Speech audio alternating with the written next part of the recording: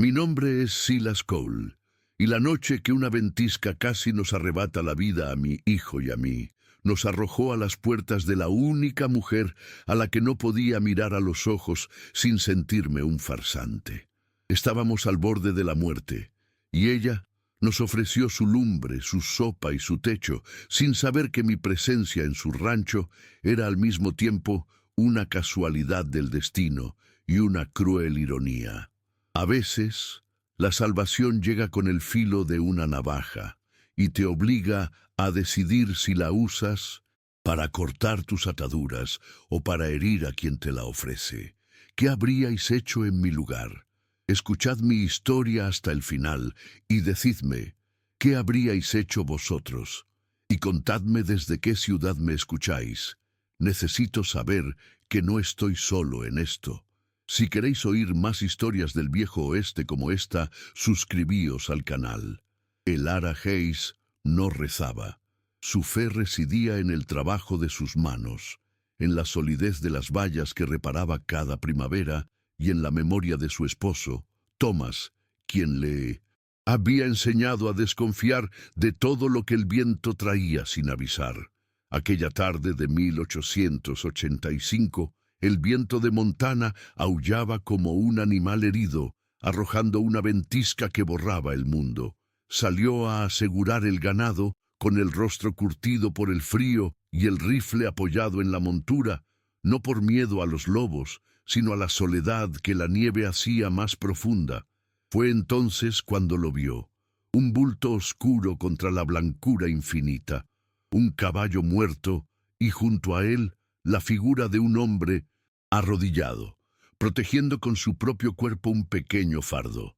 Su primer instinto fue la cautela, pero al acercarse vio que el fardo era un niño. El hombre levantó la vista, con los labios azules y la mirada suplicante, y el muro de hielo que Elara había construido alrededor de su corazón se agrietó. El viaje de vuelta a la cabaña fue una lucha silenciosa contra la tormenta. Elara guiaba a su yegua, mientras el desconocido, Silas, tropezaba tras ella, negándose a soltar al niño que llevaba en 1900 brazos, envuelto en una manta raída. Dentro, el calor de la chimenea lo recibió como una bendición. Elara se movió con una eficiencia contenida, sin hacer preguntas.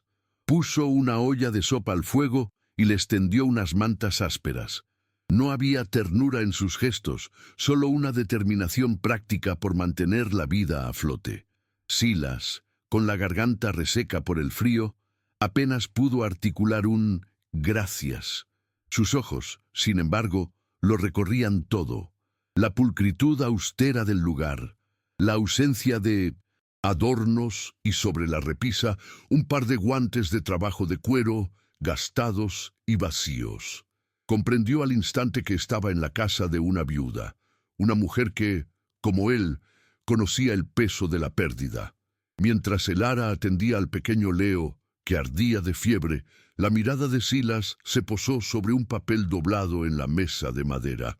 Era una notificación del banco, con un plazo de ejecución inminente. El nombre del acreedor principal, Barton Blackwood, le resultó dolorosamente familiar. Pero fue el apellido del rancho, Hayes, el que le heló la sangre más que la propia ventisca. De repente, aquel refugio se convirtió en una trampa moral. Estaba bajo el techo de la mujer cuya tierra él mismo había medido años atrás. La misma tierra cuyo verdadero valor conocía y cuyo destino estaba en manos del hombre que había arruinado su vida. Elara notó su mirada fija en el papel, y la desconfianza volvió a endurecer sus facciones. La tormenta los había encerrado juntos, pero un muro invisible de secretos y deudas acababa de levantarse entre ellos. Esa primera noche el viento azotaba las ventanas de la cabaña como si quisiera entrar y reclamar a las almas que se habían refugiado allí. Elara les había cedido su catre, y ella velaba en una mecedora junto al fuego, con el rifle apoyado a su alcance. No era un gesto de hospitalidad completa, sino de humanidad vigilante. Silas, acostado junto a su hijo, no podía dormir. Escuchaba la respiración agitada de Leo y el lamento incesante del viento, y observaba la silueta de Lara recortada contra las llamas. Veía en ella la misma resistencia que la de los viejos pinos que se aferraban a las laderas de las montañas. Ella sentía el peso de dos extraños, dos bocas más que alimentar con sus escasas provisiones. Él sentía el peso de una verdad que podía salvarla o condenarla, y la amarga certeza de que el destino lo había puesto en el único lugar del mundo donde su gratitud y su honor estaban en guerra. Silas Cole no siempre había sido un hombre a la deriva, un padre que medía la riqueza en las calorías de una sopa caliente y la seguridad en el grosor de una manta ajena. Hubo un tiempo, no tan lejano, en que sus raíces se aferraban a la tierra fértil del este, a una pequeña parcela que había trabajado junto a su padre. Fue allí donde aprendió que la honestidad de un hombre se medía por el estado de sus vallas y la firmeza de su palabra. Su padre, un hombre de pocas palabras y manos callosas, le había regalado una pequeña brújula de latón, el día que cumplió 16 años. «Para que nunca pierdas el norte, hijo», le dijo, «ni en el bosque ni en la vida». Esa brújula, ahora guardada en el bolsillo gastado de su chaqueta, era el único legado que le quedaba de aquel mundo perdido.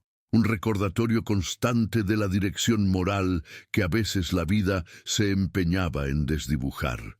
Su vida cambió el día que conoció a Sara en una feria del condado. Ella no era la mujer más llamativa, pero tenía una risa que sonaba a agua de piscinas de su manantial y unos ojos que veían el mundo sin adornos, con una claridad que lo desarmó. Su amor no nació de grandes declaraciones ni de promesas bajo la luna, sino de gestos pequeños y cotidianos. Nació en la forma en que ella le remendaba la camisa sin que él lo pidiera, en cómo él le traía flores silvestres que encontraba de camino a casa, o en las largas tardes que pasaban en el porche, hablando de un futuro sencillo, una casa propia, un par de caballos y un hijo al que enseñarle a leer las estrellas. Su romance era como las casas de la frontera, construido con materiales simples, pero hecho para resistir el viento y la lluvia. Para Silas, Sara no era solo su esposa, era su ancla, la brújula humana que lo mantenía firme. Construyeron su pequeño mundo con el sudor de sus frentes. Silas trabajaba de sol a sol, ahorrando cada centavo, mientras Sara convertía su modesta cabaña en un hogar. El olor a pan recién hecho se mezclaba con el del cuero y la tierra, creando una sinfonía de vida sencilla y plena. Cuando nació Leo, Silas sintió por primera vez que su existencia tenía un propósito que trascendía la mera supervivencia. Sostener a su hijo en brazos era como sostener el futuro, una promesa de continuidad. Le enseñó a identificar el canto de los pájaros y a respetar la tierra que les daba de comer. Veía en los ojos curiosos de Leo el reflejo de Sara y en su pequeña risa el eco de la felicidad que habían construido juntos. Esos años fueron un remanso de paz, un breve pero intenso verano antes de que llegara el invierno más largo de su vida. La fiebre llegó como un ladrón en la noche, silenciosa y letal. Se llevó a Sara en menos de una semana, dejando tras de sí un silencio tan denso que a Silas le costaba respirar. La cabaña, antes llena de vida, se convirtió en un mausoleo de recuerdos. Cada objeto, cada rincón, le hablaba de ella. Su mecedora junto al fuego, el dedal que usaba para coser, el aroma a lavanda que aún impregnaba sus sábanas. La pérdida lo vació por dentro, dejándolo a la deriva en un océano de dolor.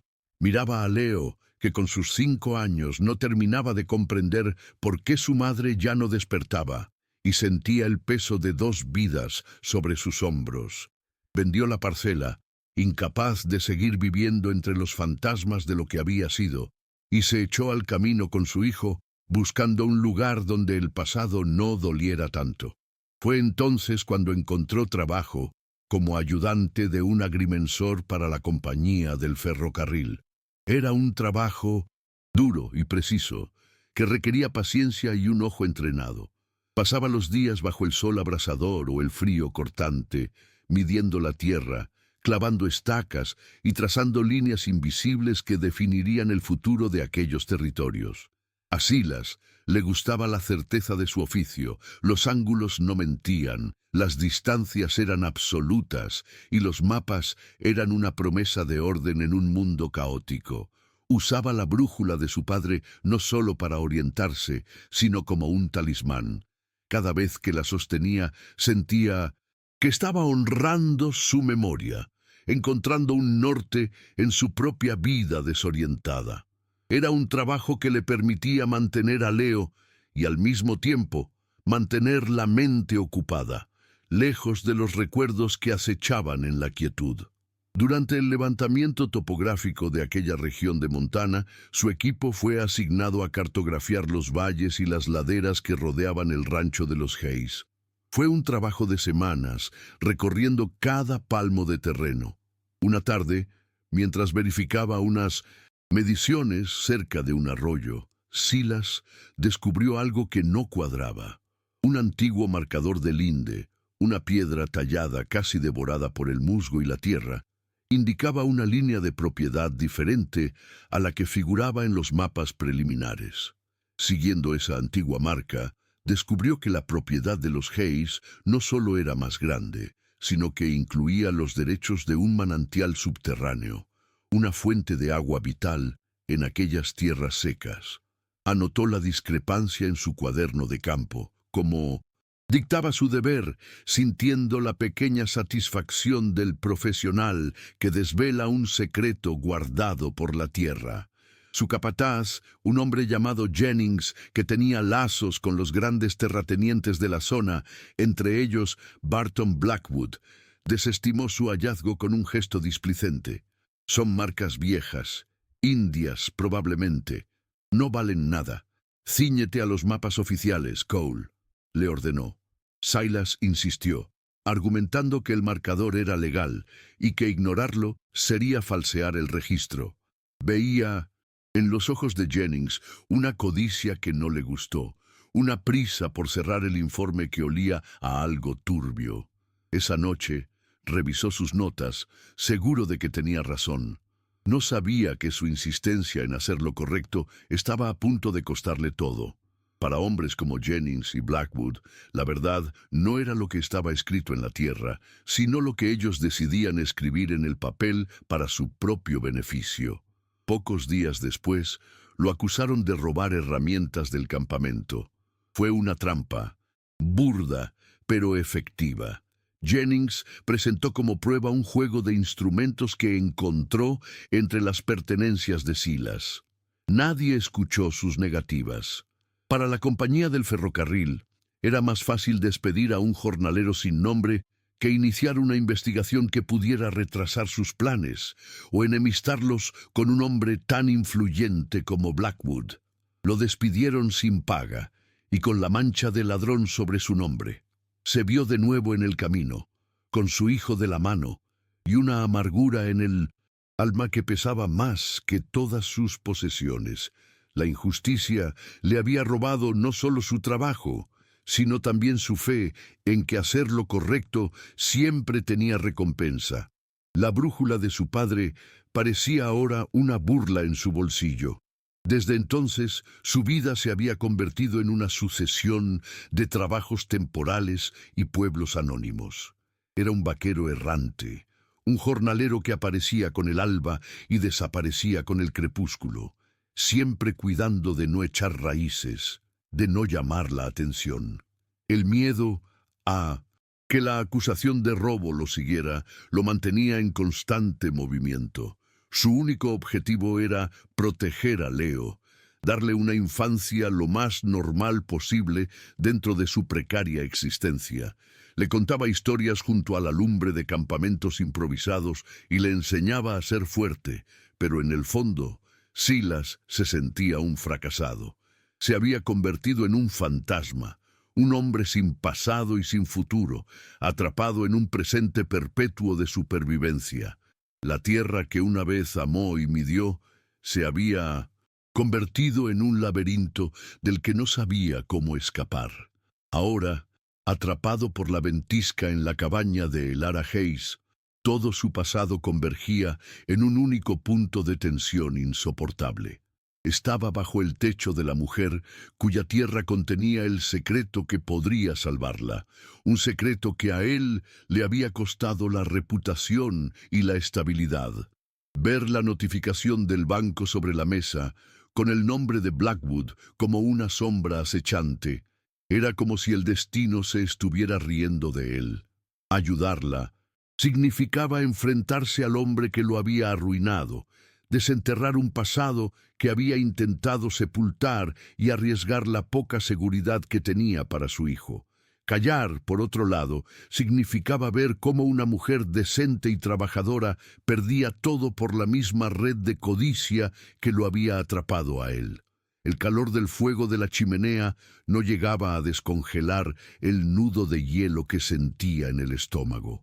Observaba a Elara moverse por la cabaña con una determinación silenciosa, y veía en ella un reflejo de lo que había perdido: su autosuficiencia, su conexión con la tierra, la forma en que defendía su legado.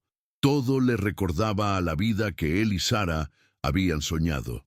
Ella era una mujer anclada a sus raíces, mientras que él era una hoja arrastrada por el viento. La presencia de Leo, que empezaba a mirar a Elara con una mezcla de timidez y anhelo, añadía otra capa de complejidad a su dilema. El niño necesitaba un hogar, un lugar seguro donde dejar de ser un nómada. Y allí, en aquel rancho al borde del abismo, Silas veía la posibilidad de un futuro que creía perdido para siempre.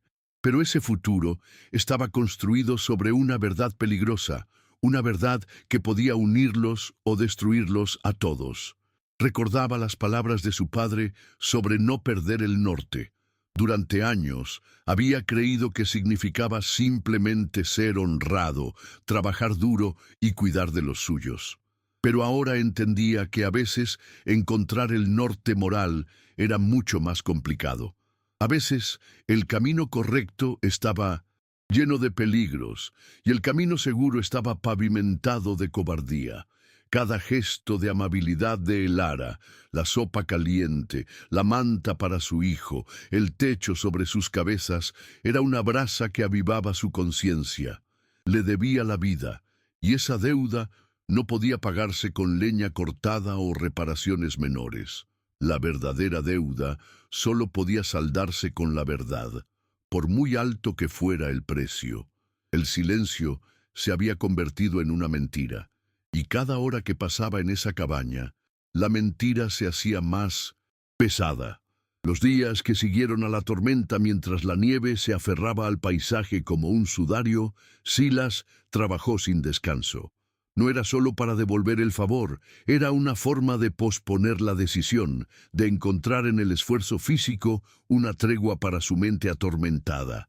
Reparó la valla del corral oeste, reforzó el techo del establo y ayudó a Elara a racionar el heno para el ganado. Trabajaban juntos en un silencio cargado de palabras no dichas. Él notaba la forma en que ella evitaba su mirada, la tensión en sus hombros cada vez que él se acercaba. Ella, por su parte, observaba su destreza, la eficiencia con la que sus manos, a pesar de estar agrietadas por el frío, sabían exactamente qué hacer.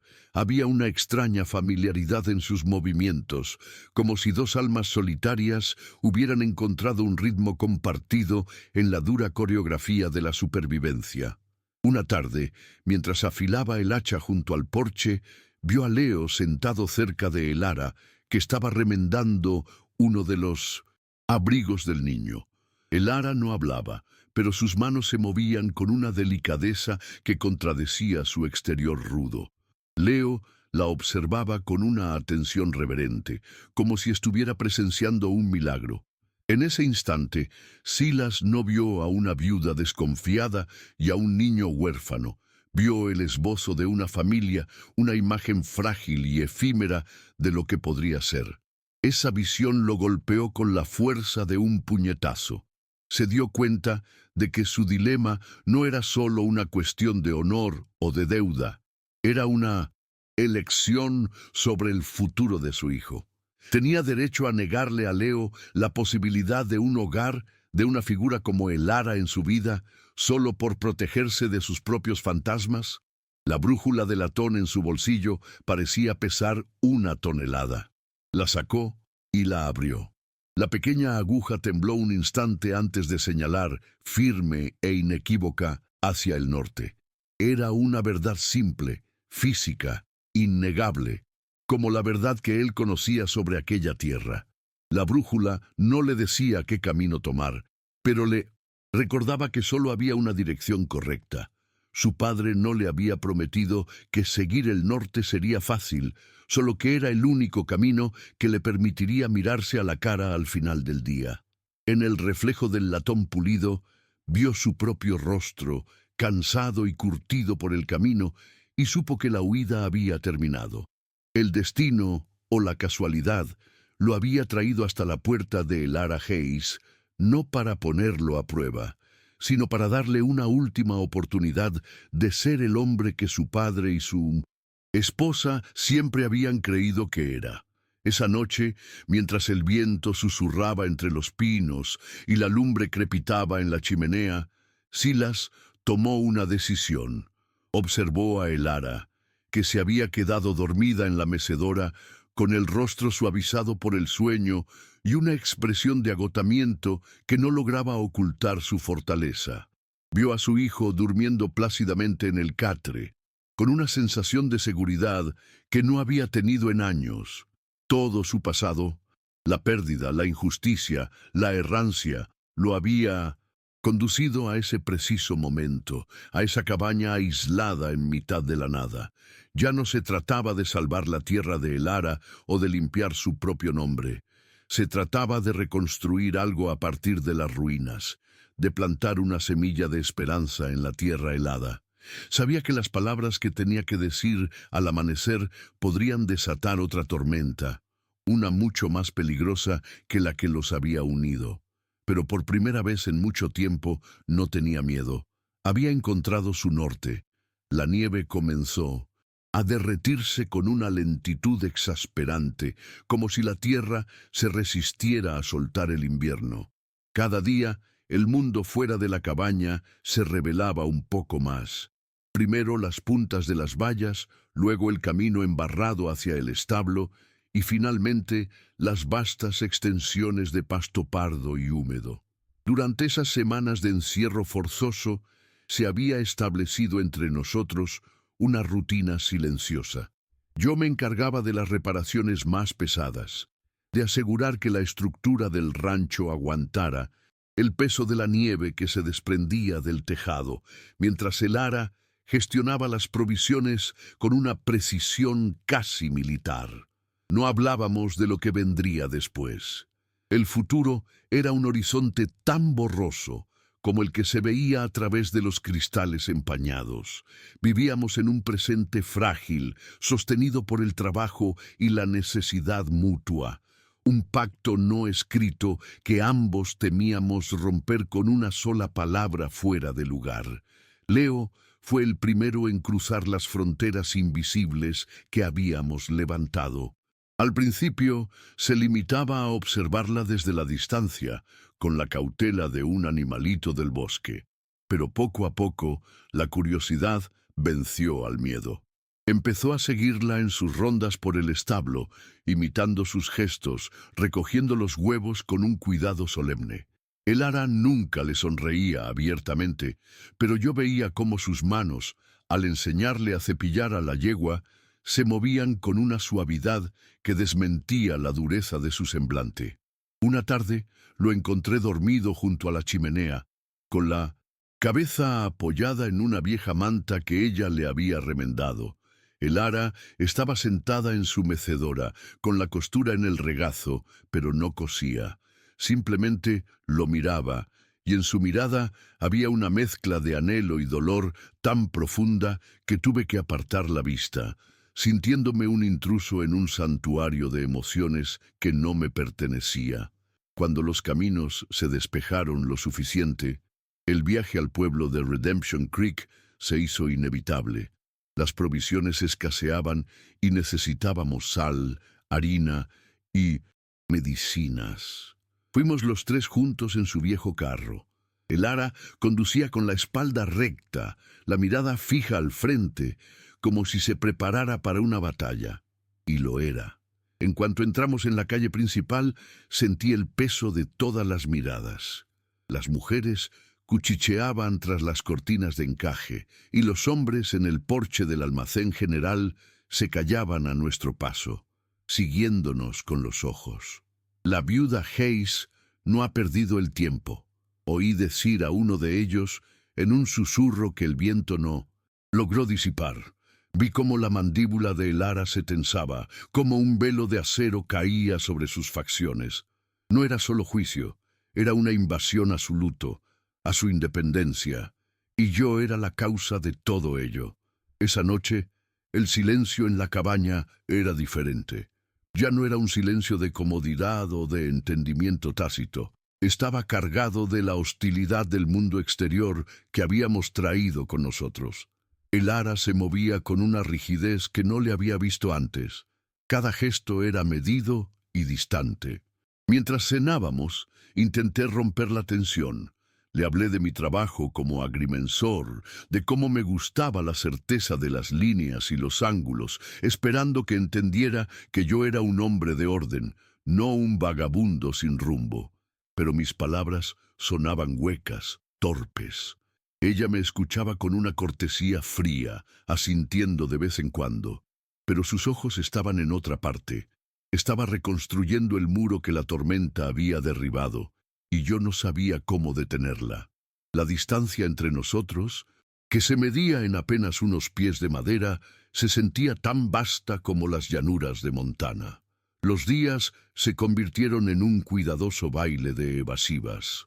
Había momentos, mientras trabajábamos codo con codo reparando una sección de valla caída, en los que la vieja camaradería amenazaba con volver, una herramienta pasada en el momento justo, una mirada de comprensión ante una dificultad compartida. Pero eran instantes fugaces, ahogados casi de inmediato por el recuerdo de las miradas del pueblo.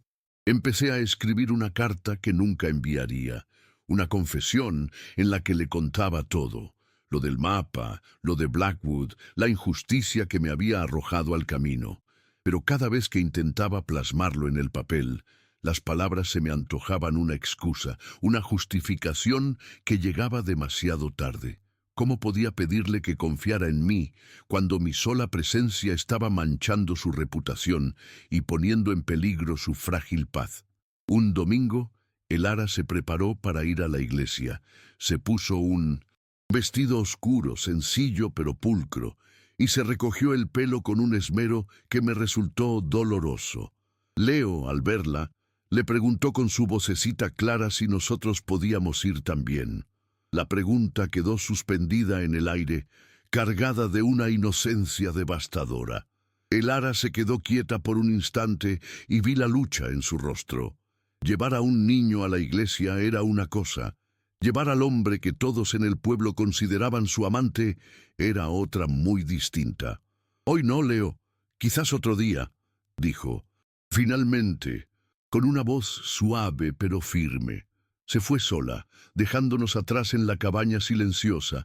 Ese «quizás otro día» sonó como una puerta cerrándose suavemente, pero con un cerrojo definitivo. Me di cuenta de que, para protegerla, quizás mi único camino era desaparecer de su vida. La presión externa no tardó en materializarse. Una tarde, mientras yo estaba en el campo más alejado, un jinete se acercó a la cabaña. No era Blackwood, sino uno de sus capataces, Un hombre corpulento con una sonrisa que no llegaba a sus ojos. Lo vi desde la distancia, hablando con el ara en el porche. No podía oír sus palabras, pero su postura era intimidante, casi insolente. El ara se mantuvo erguida, con los brazos cruzados, sin ceder un ápice de terreno. Cuando el hombre finalmente se fue, al galope, corrí hacia la casa. La encontré en la cocina, con las manos apoyadas en la mesa, los nudillos blancos. «Solo ha venido a recordarme que el plazo se acaba», dijo, sin mirarme, y a preguntar si necesitaba ayuda ahora que tenía un jornalero. La insinuación era veneno puro, y sentí una oleada de rabia impotente. Mi presencia no la estaba ayudando, la estaba convirtiendo en un blanco más fácil. Aquella noche, la tensión se podía cortar con un cuchillo. Leo, sensible a la atmósfera, apenas tocó su cena y se fue a la cama temprano. Nos quedamos solos, el ara y yo, sentados a ambos lados de la mesa, con el farol de queroseno arrojando sombras danzantes sobre nuestros rostros. Quería decirle la verdad. Las palabras me quemaban la garganta. Tenía que explicarle que conocía a Blackwood, que sabía lo que tramaba, que había una forma de luchar. Pero al mirarla, vi el agotamiento en sus ojos, la desconfianza grabada en cada línea de su rostro. Si hablaba ahora, en ese clima de sospecha, mi historia sonaría a la treta desesperada de un hombre que intenta aprovecharse de su situación. Mi silencio, que hasta entonces había sido una forma de protección, se había convertido en una jaula. Y no veía mi forma de salir de ella sin destrozarlo todo. Empecé a notar pequeños detalles que delataban su desesperación. Un día la encontré en el granero, sosteniendo los viejos guantes de trabajo de su marido. Los acariciaba con el pulgar, con la mirada perdida, como si buscara en ellos una fuerza que sentía flaquear. No me vio, y yo me retiré en silencio, sintiendo que había profanado un momento sagrado. En otra ocasión, la vi revisando una y otra vez la notificación del banco, como si esperara que las cifras cambiaran por arte de magia. Estaba sola, librando una guerra silenciosa contra un enemigo invisible, y yo, que tenía el mapa del campo de batalla, permanecía callado como un cobarde. La brújula de mi padre en mi bolsillo parecía burlarse de mí. ¿De qué servía saber dónde estaba el norte si no tenías el valor de caminar en esa dirección? A medida que la primavera avanzaba, la tierra cobraba vida. Los brotes verdes asomaban entre el barro y los pájaros regresaban con sus cantos. Pero en la cabaña, el invierno emocional se aferraba a nosotros. Intenté un gesto de paz, un puente. Pasé 2 días tallando una pequeña alondra de madera para Leo, un pájaro que habíamos visto juntos en el linde del bosque. Se la di una mañana y sus ojos se iluminaron. Pero cuando el ara vio el pájaro, su expresión fue indescifrable. Lo tomó en sus manos, admiró el detalle de las plumas y luego simplemente dijo: «Tienes buenas manos, Silas». No hubo calidez en su voz, solo el reconocimiento de un hecho. Devolvió el pájaro a Leo y cambió de tema, preguntándome si había revisado la cerca del arroyo. El regalo, que pretendía ser un símbolo de vida y esperanza, se había convertido en otro objeto más en la habitación, otro recordatorio de la distancia que nos separaba. El punto de inflexión llegó de la forma más inesperada. Una tarde de lluvia torrencial, una de las vacas más viejas se atascó en el lodo cerca del arroyo crecido. Era una situación peligrosa. El animal estaba agotado y podía ahogarse. Trabajamos juntos bajo el aguacero, con el barro hasta las rodillas, usando cuerdas y palancas para intentar liberarla. Durante 2 horas, no fuimos más que 2 personas luchando contra los elementos por salvar una vida. No había pasado ni futuro, solo el esfuerzo brutal del presente. Finalmente, con un último tirón coordinado, la vaca se liberó y se tambaleó hacia tierra firme. Estábamos empapados, cubiertos de barro y exhaustos, pero lo habíamos logrado. Nos miramos y por un instante vi un destello de la mujer que me había rescatado de la ventisca, una compañera, una luchadora. Pero el momento se rompió tan rápido como había llegado. De vuelta en la cabaña, mientras nos quitábamos la ropa mojada junto al fuego, la conciencia de nuestra situación volvió a caer sobre nosotros como un manto helado. La intimidad forzada por la crisis dio paso a una incomodidad aún mayor. Ella se envolvió en una manta, dándome la espalda, y yo me sentí de repente como un extraño. «Deberías irte». «Silas», dijo en voz baja sin volverse. «En cuanto pase la lluvia, no es justo para ti ni para Leo, y no es bueno para mí». Sus palabras no eran crueles, sino terriblemente prácticas. Eran la verdad. Mi presencia solo le traía problemas y dolorosos recuerdos. Asentí en silencio, sintiendo un frío que no tenía nada que ver con la ropa mojada. Había llegado el final del camino. Esa noche no pude dormir. Escuchaba la lluvia golpear el techo, un sonido monótono que parecía contar los segundos que me quedaban en aquel lugar. Pensé en Leo, durmiendo tan plácidamente, ajeno a que su pequeño mundo estaba a punto de desmoronarse una vez más. Pensé en Elara, sola en su mecedora al otro lado de la habitación, llevando el peso de su rancho, de su promesa, de su soledad, y pensé en mí, en el hombre que había huido de una injusticia solo para cometer otra con su silencio. Irme sería lo más fácil, lo más seguro. Protegería a mi hijo de la ira de Blackwood y liberaría a Elara de la carga de mi presencia. Pero también sería la mayor de las traiciones. La abandonaría a su suerte sabiendo que su derrota era evitable. Recordé la historia que mi padre solía contarme sobre un viejo trampero que se perdió en las montañas durante una ventisca. Estuvo a punto de rendirse, de dejarse morir congelado, pero entonces vio una sola estrella brillar a través de un claro en las nubes. Esa estrella le dio la dirección y la esperanza para seguir caminando hasta encontrar un refugio. Durante semanas, la amabilidad de Elara había sido mi estrella, mi refugio, me había salvado la vida a mí y a mi hijo. Y ahora ella estaba perdida en su propia tormenta, una tormenta de deudas y amenazas, y yo tenía la oportunidad de ser su estrella, de mostrarle un camino que no sabía que existía. ¿Qué clase de hombre sería si le daba la espalda? La lluvia empezó a amainar justo antes del amanecer. La luz grisácea se filtraba por la ventana, dibujando los contornos de la habitación. Elara seguía en su mecedora, pero su cabeza se había inclinado hacia un lado, vencida por el sueño. Su rostro, normalmente tan controlado, parecía vulnerable a la luz del alba. En ese momento tomé mi decisión. No sería una decisión basada en la lógica o en el miedo, sino en algo más antiguo, más fundamental. Sería una decisión basada en la gratitud y el honor. No podía pagar mi deuda con ella con trabajo o con silencio. Solo podía pagarla con la verdad, por muy peligrosa que fuera. Y si esa verdad nos destruía a todos, al menos la enfrentaríamos juntos. No como extraños bajo el mismo techo. Me levanté sin hacer ruido y me acerqué a la chimenea.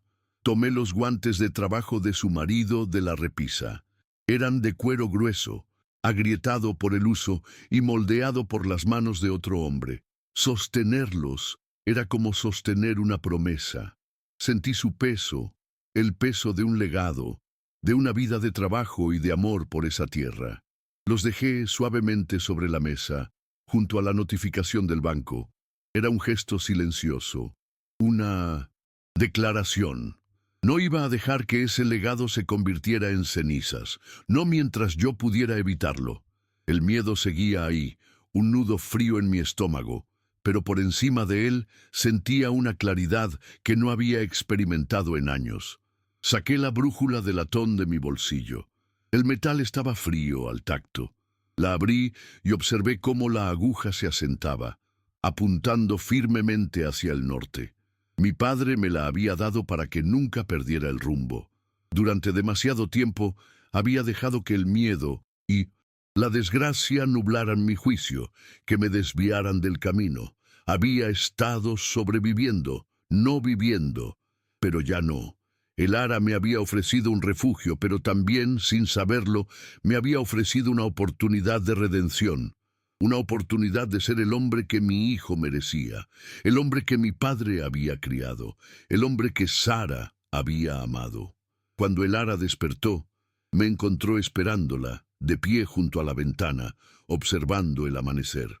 El cielo se estaba despejando, prometiendo un día. Claro, no le di los buenos días. No había tiempo para trivialidades. La miré directamente a los ojos, preparado para ver la desconfianza, la ira, la traición. El Ara, dije, con la voz más firme que pude encontrar. Tenemos que hablar, no sobre mi partida, sino sobre cómo vamos a salvar tu tierra. Hay algo que no sabes sobre este rancho, algo que descubrí hace años, algo que Barton Blackwood espera que nadie recuerde jamás. La tormenta de nieve había terminado, pero yo sabía que estaba a punto de desatar otra, justo allí, en el corazón de esa pequeña cabaña. Y esta vez no había refugio donde esconderse. La expresión de el Ara se endureció al instante, transformándose en una máscara de hielo y desconfianza. Mis palabras, en lugar de ser un puente, se habían convertido en un muro. En sus ojos vi reflejada la historia que el pueblo ya había escrito para nosotros, la de un vagabundo oportunista que se aprovechaba de la vulnerabilidad de una viuda solitaria. Creía que mi confesión era una treta desesperada, un último intento por aferrarme al refugio que ella misma me había pedido que abandonara. Su mano se crispó sobre la mesa, y su voz, cuando habló, fue tan cortante como el viento de la ventisca que nos había traído hasta allí. ¿Un secreto? ¿Justo ahora, Silas? ¿Cuando te he pedido que te vayas? ¿Qué clase de juego es este? El aire en la cabaña se volvió denso, casi irrespirable, cargado con el peso de su traición sentida. No intenté defenderme con súplicas ni promesas. Sabía que las palabras en ese momento eran frágiles. En su lugar me anclé a la verdad, la única posesión que me quedaba. No es un juego, el Ara. Antes de todo esto, dije, haciendo un gesto que abarcaba mi ropa gastada y mis manos encallecidas. Mi oficio era medir la tierra. Trabajé para la compañía del ferrocarril como ayudante de agrimensor. Estuve en este valle hace 3 años. Cartografié cada colina, cada arroyo, incluido este rancho. Mantenerle la mirada era lo más difícil que había hecho en mucho tiempo.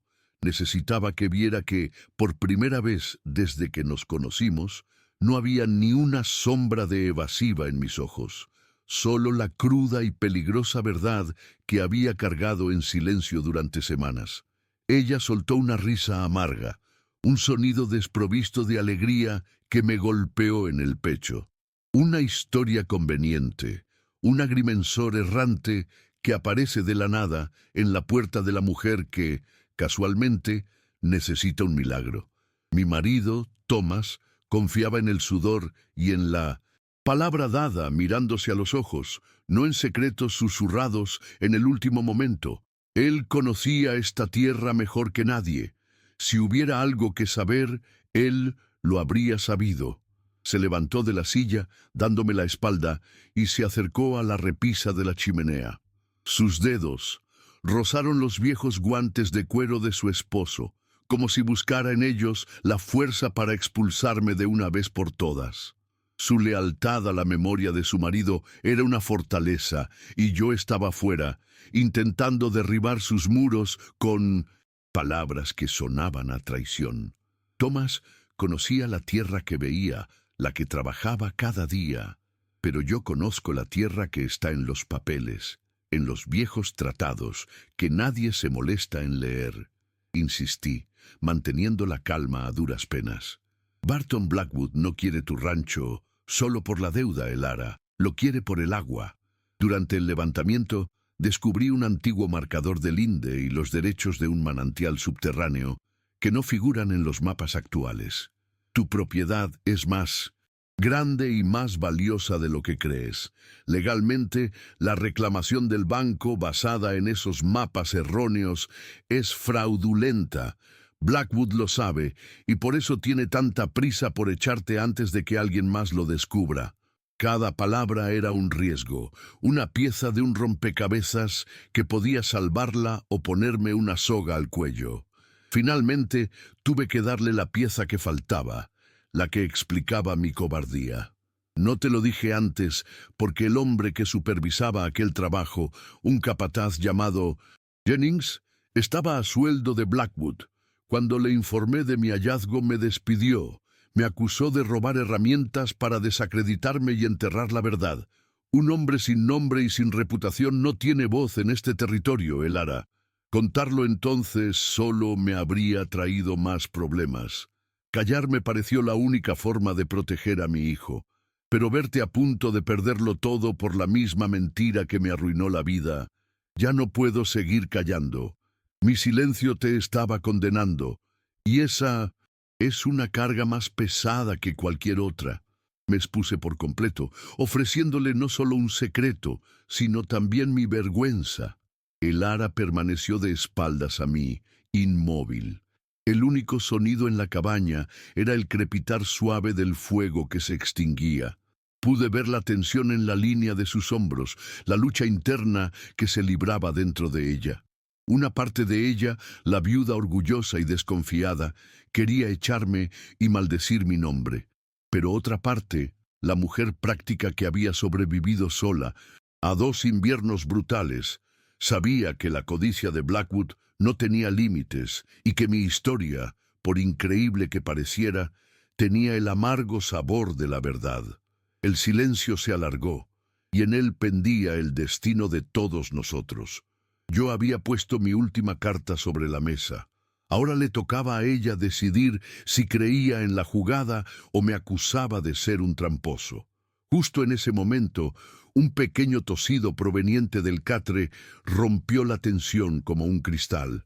Leo se había movido entre sueños, ajeno a la tormenta que se había desatado entre los 2 adultos que velaban por él. Ese sonido inocente lo cambió todo. Nos recordó que no se trataba solo de tierra y deudas, de orgullo y secretos. Se trataba de un niño que necesitaba un hogar. La mirada de Elara se desvió hacia él, y vi cómo la dureza de su rostro se suavizaba por un instante, reemplazada por una vulnerabilidad que rara vez dejaba entrever. En ese pequeño cuerpo dormido residía la única verdad que ambos compartíamos sin fisuras: el deseo de protegerlo. Aproveché ese instante de tregua, ese terreno común. No te pido que me creas a mí, Elara. Te pido que creas en la tierra que tanto amas. Dame hasta el amanecer. Ven conmigo y te mostraré la prueba. No son solo palabras en el aire, es una marca en la piedra, una verdad enterrada que espera ser descubierta. Si al salir el sol sigues pensando que miento, Leo y yo nos iremos sin decir una palabra más. Lo único que te pido es una oportunidad para que la propia tierra te hable. Mi propuesta no era una súplica, sino un desafío. Un desafío a su fe, no en mí, sino en el legado que defendía. Ella se giró lentamente. Su rostro era un lienzo de emociones contradictorias. Duda, agotamiento y una chispa minúscula de algo que podría haber sido esperanza. Me estudió durante un largo minuto, sopesando mi sinceridad contra el riesgo de una nueva decepción. Yo aguanté su escrutinio, sabiendo que mi futuro y el de mi hijo se decidían en ese instante, en el silencio de aquella cabaña. Finalmente, asintió. No fue más que un leve movimiento de cabeza, casi imperceptible, pero pesó más que cualquier juramento. No hubo más palabras esa noche.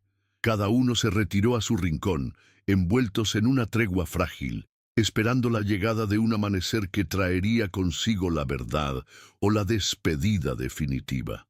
La luz del alba era pálida y fría cuando salimos de la cabaña. El aire olía a tierra húmeda y a pino, la promesa de una primavera que aún luchaba por imponerse al invierno.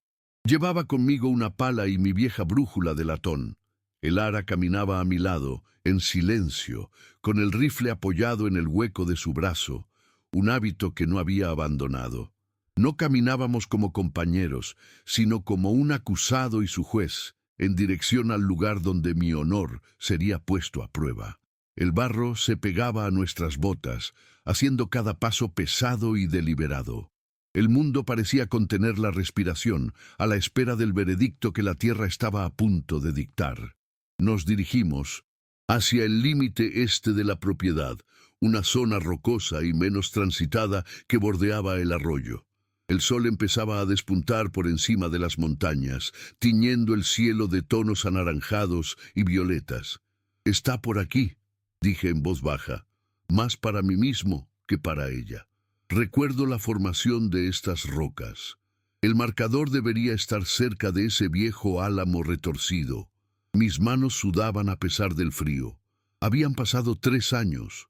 Rezaba para que mi memoria no me fallara, para que el tiempo o la naturaleza no hubieran borrado la única prueba que tenía.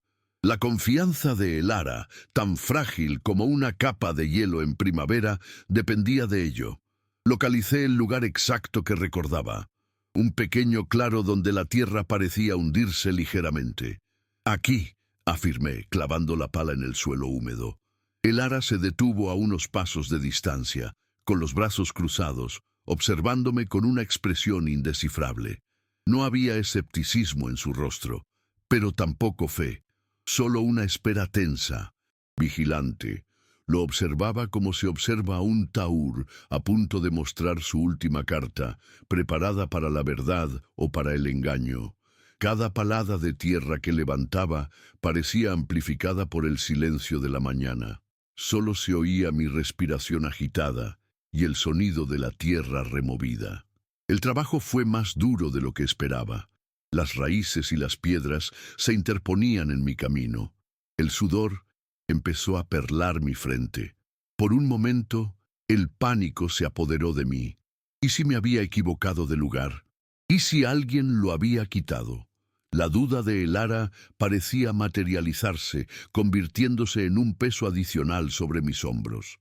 Seguí cavando con una determinación desesperada, ignorando el dolor en mi espalda, concentrado únicamente en encontrar lo que sabía que tenía que estar allí. Era más que una piedra. Era mi redención, la oportunidad de devolverle a esa mujer no solo su tierra, sino también la paz que mi presencia le había robado. Entonces ocurrió. La punta de la pala golpeó algo con un sonido sordo y sólido que no era el de una roca común. Era un clank que resonó en el aire quieto, un sonido que era a la vez una interrupción y una promesa. Me detuve, con el corazón latiéndome en la garganta. Elara dio un paso adelante. Su postura defensiva se resquebrajó por primera vez. Ambos miramos el pequeño agujero en la tierra, como si contuviera el mayor de los tesoros. Dejé la pala a un lado y me arrodillé, usando mis propias manos para apartar los últimos terrones de tierra, con un cuidado casi reverencial. Poco a poco, la forma emergió de la oscuridad de la tierra. No era una roca cualquiera. Era una losa de granito de unos 2 pies de largo, con una forma deliberada y muescas talladas por una mano humana hacía mucho tiempo. Estaba cubierta de musgo y tierra, pero las marcas eran inconfundibles. Una línea recta y una flecha apuntando hacia el manantial que brotaba más abajo, en la hondonada. «Este es», susurré, con la voz ronca por la emoción y el esfuerzo, «es un marcador del linde del antiguo tratado. La línea no sigue el arroyo, como dicen los mapas nuevos, sigue esta cresta. Tu propiedad incluye todo el acceso al agua». Tracé la línea tallada con mi dedo, mostrando la evidencia irrefutable. Elara se arrodilló a mi lado, su escepticismo finalmente vencido. Extendió la mano, no con la vacilación de la duda, sino con la reverencia de quien toca una reliquia sagrada. Sus dedos recorrieron las viejas marcas, sintiendo la verdad áspera y fría de la piedra. No dijo nada, no hacía falta. Levantó la vista y me miró, y en sus ojos, por primera vez, no vi a la viuda desconfiada ni a la ranchera endurecida. Vi a una mujer que acababa de recuperar la esperanza. Ya no veía a un extraño que había traído problemas a su puerta. Veía a un hombre que había cargado con su salvación como si fuera una cruz, y que finalmente había encontrado el valor para mostrársela. En el silencio de aquel amanecer, sobre un trozo de tierra olvidado, algo nuevo y frágil acababa de nacer entre las ruinas de nuestros pasados. No hubo celebraciones ni abrazos al pie de aquel arroyo. La verdad que habíamos desenterrado era demasiado pesada para la alegría, una herramienta fría y peligrosa que aún no sabíamos cómo usar. Regresamos a la cabaña en el mismo silencio con el que habíamos partido, pero era un silencio diferente. Ya no estaba lleno de desconfianza, sino de una alianza frágil y solemne. Esa tarde, a la luz del farol, extendí sobre la mesa de madera uno de mis viejos mapas de topógrafo. Con un trozo de carbón dibujé con precisión la linde correcta, el curso del manantial y la ubicación exacta del marcador de piedra. El ara observaba cada trazo, sus nudillos blancos de apretar las manos sobre el regazo. No éramos un hombre y una mujer planeando un futuro. Éramos dos soldados trazando la estrategia para la batalla de sus vidas. Una batalla que se libraría no con balas, sino con la verdad inmutable de la tierra. La mañana siguiente fuimos a Redemption. Rick, dejé a Leo al cuidado de la esposa del herrero, una mujer de pocas palabras pero de mirada amable, y el ara y yo caminamos juntos hacia la oficina del banco. No entramos como una viuda desesperada y un jornalero sin nombre. Entramos como dos socios. Blackwood estaba allí, hablando con el director del banco como si la oficina fuera suya. No alcé la voz. No hice ninguna amenaza. Simplemente desplegué el mapa sobre el mostrador, junto a la notificación de desahucio. Señor Blackwood, dije, con calma, usted y yo sabemos que este documento se basa en un error deliberado.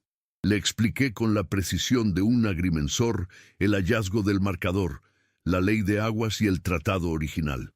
No lo acusé directamente. Me limité a presentar los hechos. El silencio que se hizo en la oficina fue más denso que la nieve de la ventisca. Blackwood no me miraba a mí, miraba a el ara, y en sus ojos vi el odio del depredador al que le acaban de arrebatar la presa. Un hombre de la calaña de Blackwood no reconoce una derrota con palabras, sino con gestos. Tras un largo minuto en el que pareció sopesar todas sus opciones, la violencia, la negación, la intimidación, comprendió que yo tenía la única cosa que él no podía comprar ni amedrentar, una prueba física y legal. Un litigio público sobre los lindes podría atraer a inspectores federales, y eso era algo que un hombre con tantos secretos no podía permitirse. Con un movimiento brusco, arrebató la orden de desahucio del mostrador, la rasgó en dos y la arrojó sobre la mesa. Este rancho no vale tanto problema, masculló, antes de darse la vuelta y salir sin mirarnos. No hubo disculpas, no hubo justicia poética. Solo la retirada silenciosa de un matón que había perdido la partida. El director del banco, pálido y sudoroso, se apresuró a asegurarnos que todo había sido un lamentable malentendido. Salimos del banco y caminamos por la calle principal del pueblo bajo las mismas miradas que antes nos habían juzgado. Pero ahora, los susurros no eran de desdén, sino de asombro. La vida en el rancho volvió a una calma extraña. La amenaza se había desvanecido, pero un nuevo interrogante flotaba en el aire entre nosotros. Habíamos ganado juntos, pero ¿qué significaba eso? Podría haberme quedado. Podría haber aceptado el hogar que mi corazón y el de mi hijo anhelaban. pero miraba a el ara, la veía moverse por su tierra con una nueva seguridad, y comprendí que mi papel en su historia había terminado. Quedarme habría sido como cobrar una deuda, y mi ayuda nunca había sido una transacción. Había llegado a su puerta como un hombre a la deriva, y ella me había dado un refugio. Ahora, para ser digno de ese refugio, tenía que demostrar que podía construir el mío propio. Mi honor no residía en reclamar un lugar a su lado, sino en forjar mi propio camino, en ser el hombre que la brújula de mi padre siempre me había instado a ser. La decisión fue la más difícil de mi vida, pero también la única correcta. El día de nuestra partida, el sol brillaba sobre el valle. Tenía nuestras pocas pertenencias atadas a la montura de un caballo que había comprado con mis últimos ahorros. Leo, con su pequeña alondra de madera en el bolsillo, estaba callado, entendiendo que algo importante estaba sucediendo. El ara se acercó a nosotros mientras yo ajustaba las cinchas. No me pidió que me quedara. En su lugar, me tendió las riendas de su mejor yegua, la misma que nos había guiado en la tormenta. Un hombre necesita una buena montura para empezar de nuevo, dijo, su voz firme, y un niño necesita saber que tiene un lugar al que volver. No era una promesa de amor, sino algo más profundo, una promesa de hogar. Acepté las riendas, un pacto sellado sin más palabras. Mientras nos alejábamos, no miré atrás. Cabalgaba hacia el sur, con mi hijo a mi lado, no como un fugitivo, sino como un hombre que finalmente había encontrado su norte, sabiendo que por primera vez no huía de nada, sino que cabalgaba hacia la posibilidad de un regreso.